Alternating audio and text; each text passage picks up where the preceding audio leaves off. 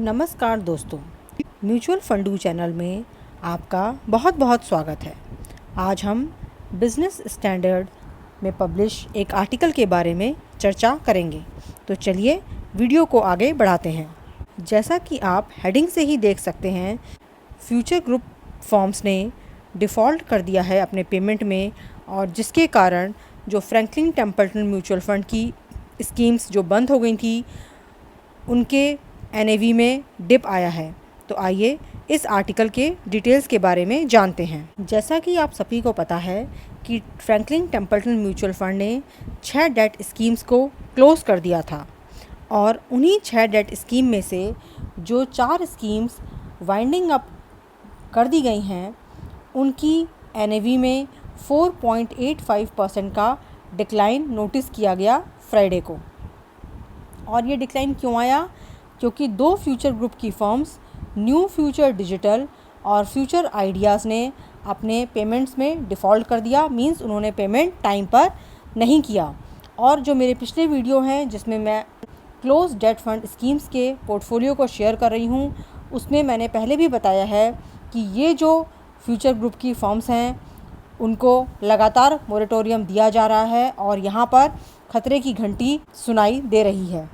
जो 6 date scheme closed हुई हैं, उनमें से जो 4 हैं उनका एक्सपोजर है new future digital, future ideas, रिवाज ट्रेड वेंचर्स में। रिवाज ट्रेड वेंचर्स ने अपने पेमेंट्स टाइम पर कर दिए हैं, मगर जो न्यू फ्यूचर डिजिटल और फ्यूचर आइडियाज़ हैं, उन्होंने अपने पेमेंट्स को मिस कर दिया है और इस ऑब्लिगेशन को फुलफ़िल नहीं किया है। फंड हाउस ने एक नोट के माध्यम से सूचित किया है कि FICL और NDIL ने अपने पेमेंट्स टाइम पर नहीं किए हैं, और इसलिए एम्फी स्टैंडर्ड के मुताबिक उन्होंने इनकी वैल्यू को 0 लेवल पर ले आए हैं। जो इसमें इंटरेस्ट एक्रूड होगा या ड्यू होगा, वो फुली पे किया जाएगा। ये जो वैल्यूएशंस हैं, ये सिर्फ एक रिलाइजेबल वैल्यूज़ हैं।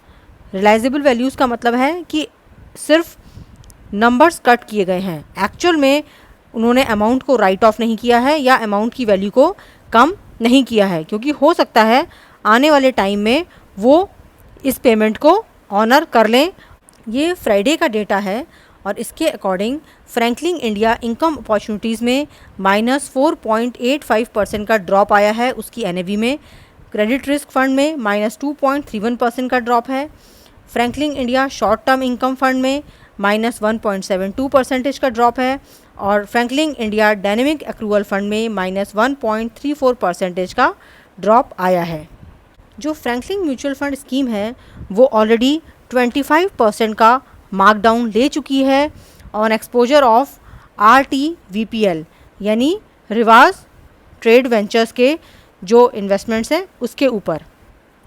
और ये जो है रिवाज ट्रेड वेंचर्स के जो NCDs हैं, उनको डाउनग्रेड कर दिया था ब्रिक वर्क रेटिंग ने वेडनेसडे को, और तभी उन्होंने इस पर 25% का मार्कडाउन ले लिया है।